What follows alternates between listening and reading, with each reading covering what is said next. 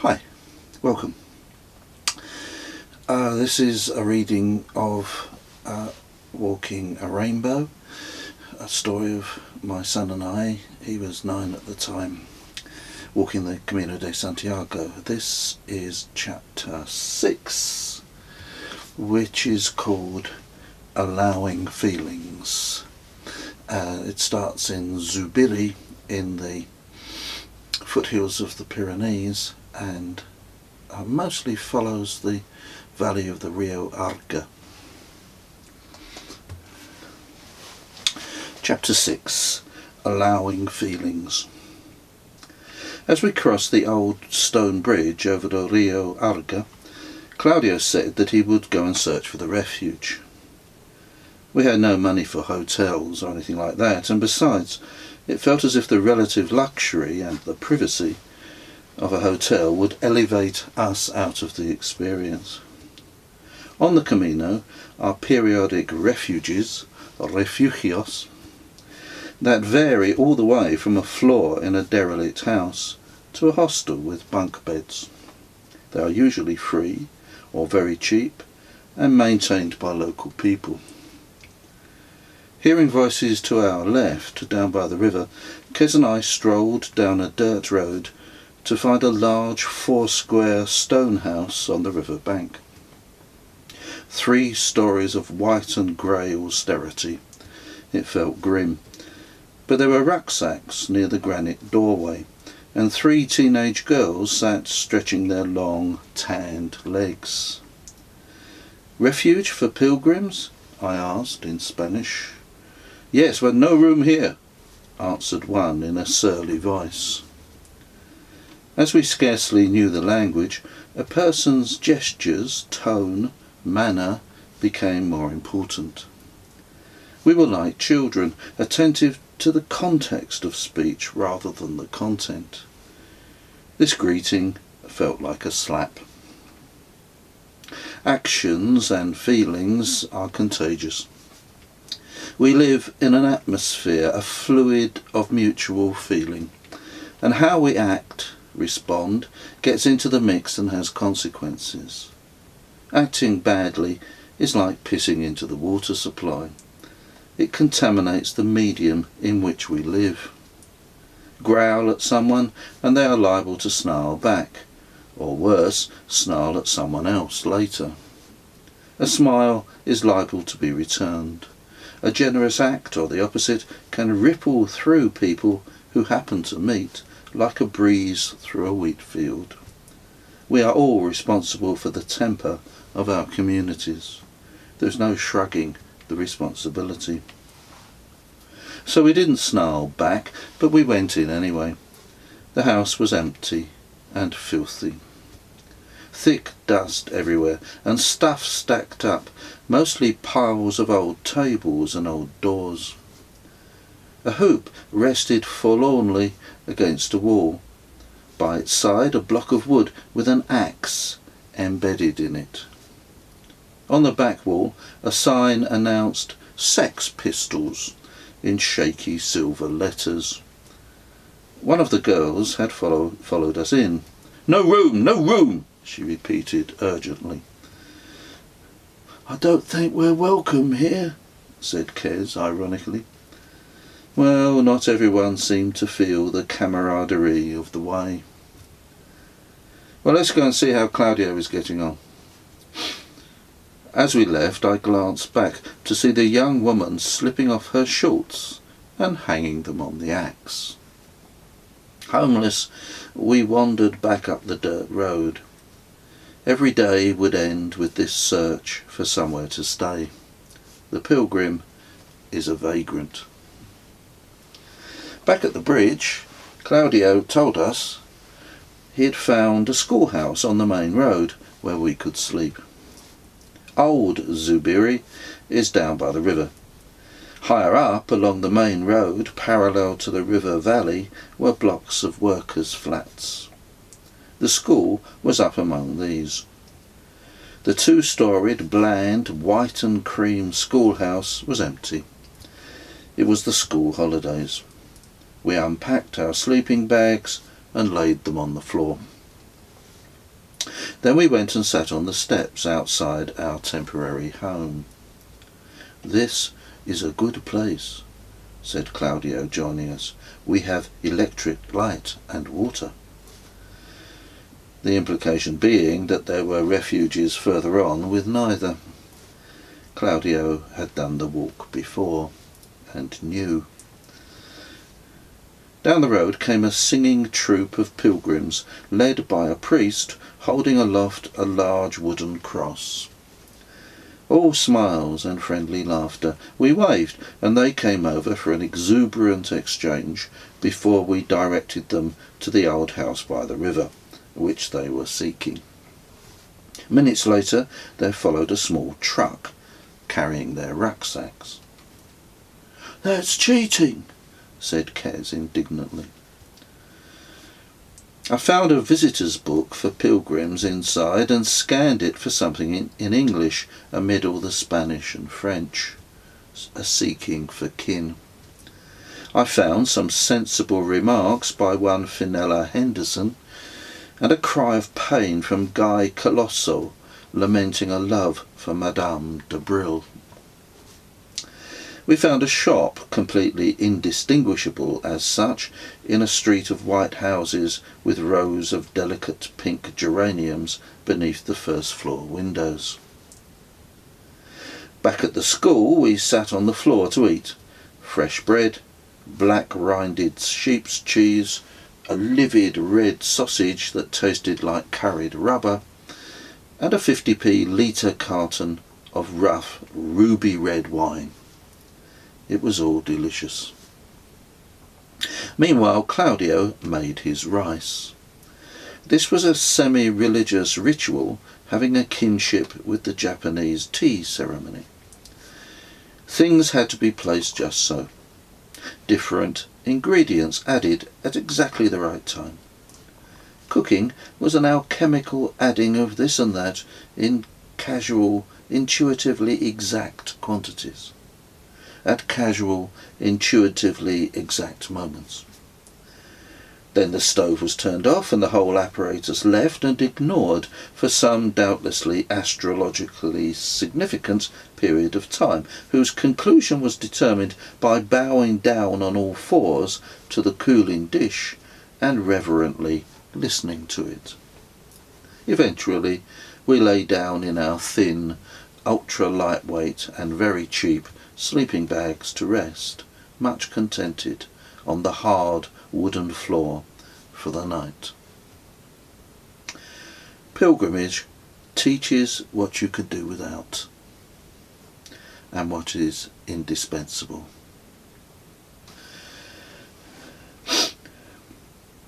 I was woken by a factory siren. It was still quite dark. To my right, looming above me, was an amorphous lump of a dark triangle, mountainous, with a yellow light like a hole through it near its summit. Gradually I made sense of this weird shape. It was the black silhouette of a priest in his robes, sitting hunched on a child's chair, his head bowed, reading his Bible by means of a torch. To my left, people were staring. A young woman, dressing, her arms raised, delicate new light respectfully touching the gentle curves of her naked body. A dark jumper fell like a curtain over her breasts. It was surprisingly cold. Obviously more pilgrims had arrived after we had turned in. I turned over and returned to sleep. When I awoke once more, it was fully light, and the schoolroom was empty save for the inert shapes of Kez and Claudio, plus 3 middle-aged women and a girl of about 12. The women must have slept on the floor like us, but already it was impossible to know that. They looked so dapper and spruce. They were packing up. Everything was carefully folded and put in its place. Neatness incarnate, domestic order in triplicate. They fussed about in calm and intricate regularity. Various creams and lotions emerged from packs and were applied suitably. All was not well with the young girl, however. She was distressingly skinny, sickly pale, and had a racking cough. One of the women brushed the girl's long, cinnamon-brown hair, pausing when she coughed. Another prepared her breakfast, and the third packed her tiny rucksack. They were like a retinue, a conspiracy of domestic service. I watched as I made and drank my coffee, then dressed and went to try to find Kez's Mars bar. Let me explain. Kez was not good at getting up. Left entirely to his own devices, he would awake and fuzzily and reluctantly begin the long and arduous process of reconnecting with his body, sometime in mid-afternoon.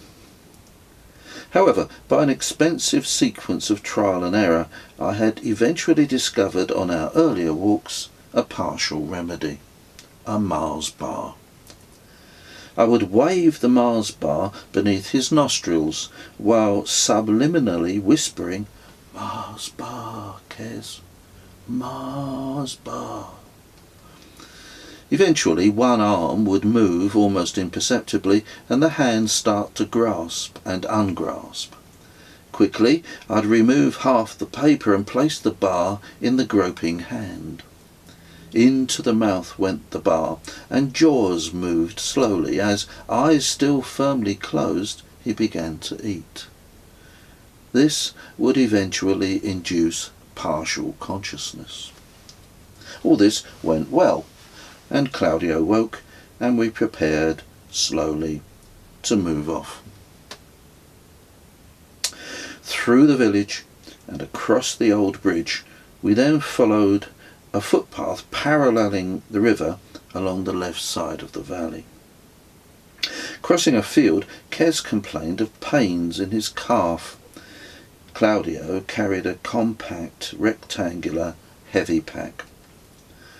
We were to find that it contained an astonishing range of gear, much of which was not particularly for his own benefit, but to aid those in need.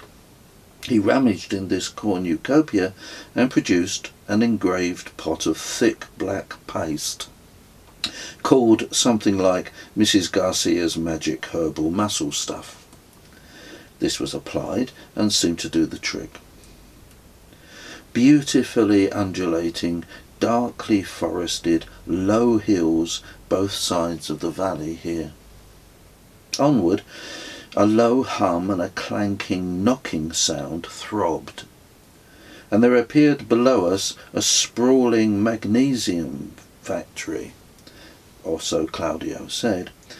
There seemed no plan to it. It spread along the valley with variously shaped buildings irregularly dumped between gashes in the ground and piles of light grey material like bleached slag heaps. Much large industrial equipment lay about like rusting mechanical abortions.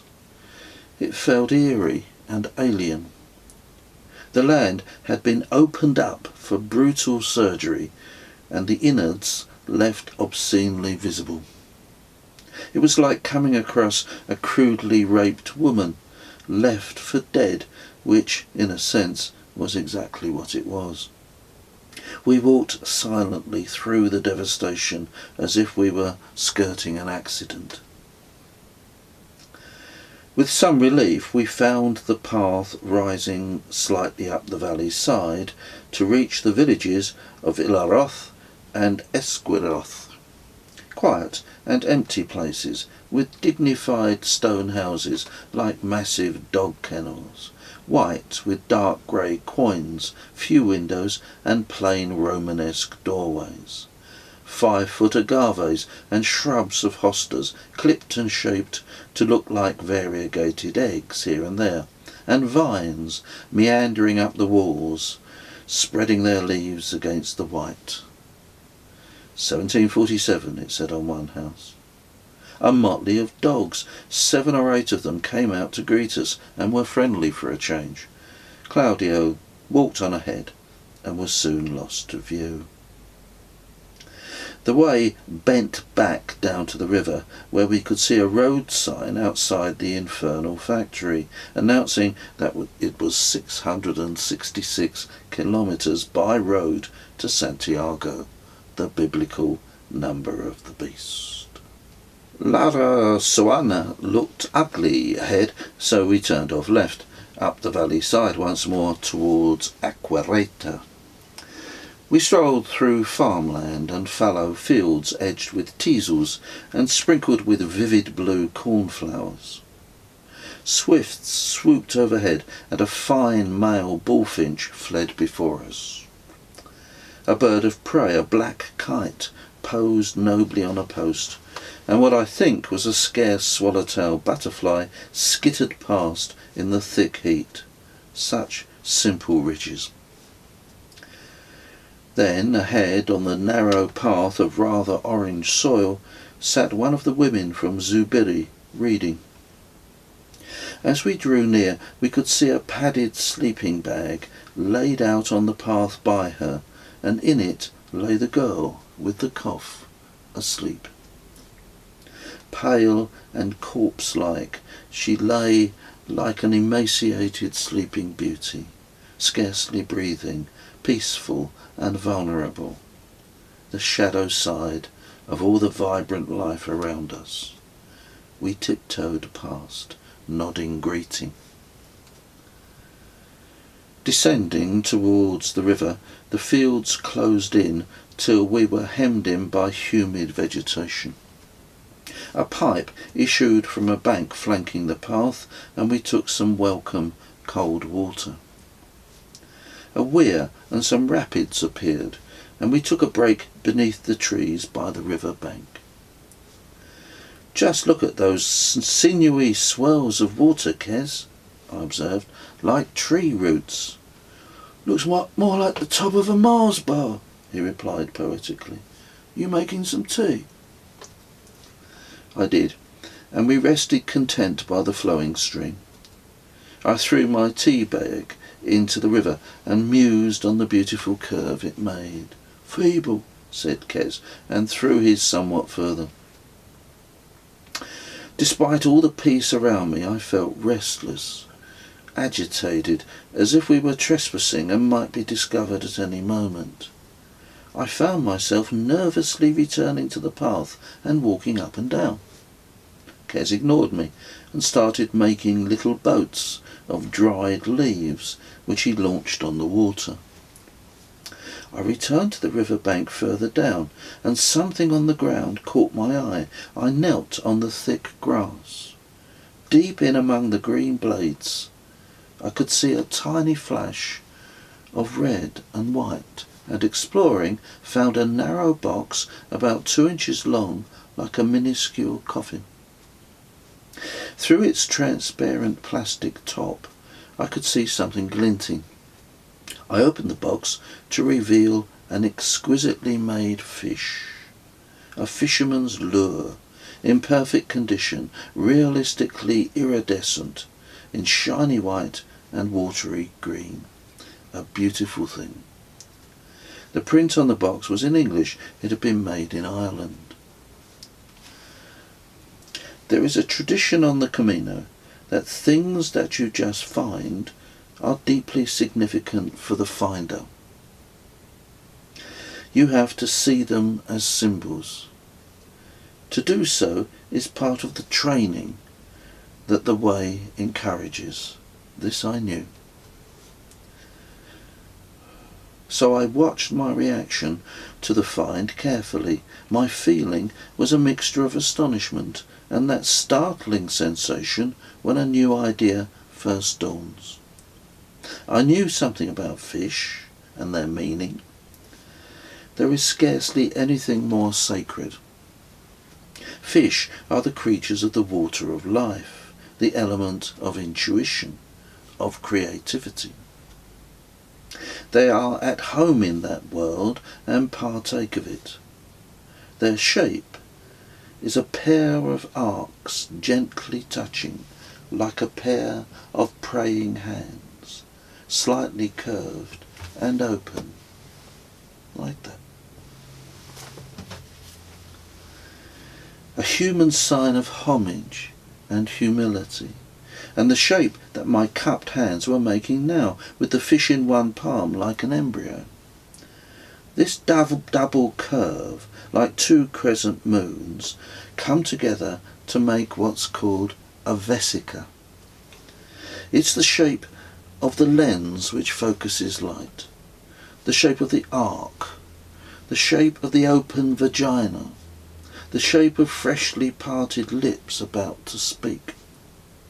The fish is the sign of female creativity, of things coming into birth, a gateway to another world.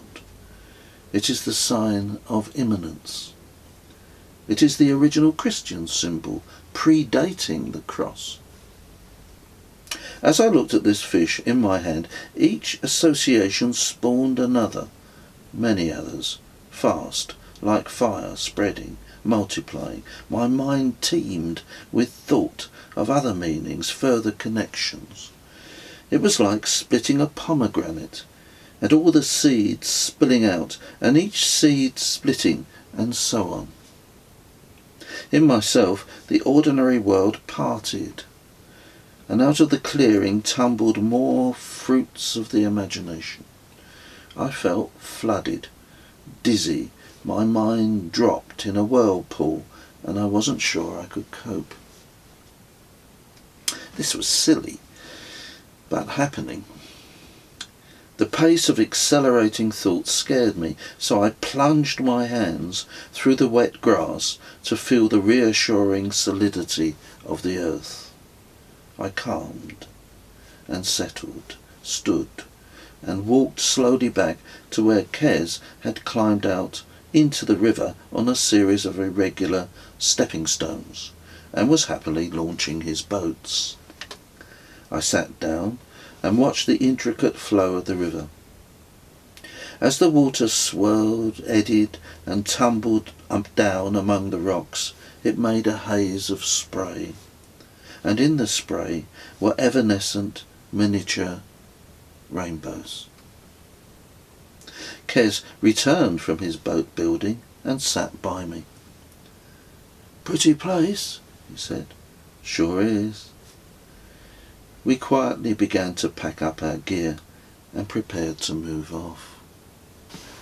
I thought you might like to see the box that I found by the Rio Arga. This is it. A little box like a coffin. And in it, still now,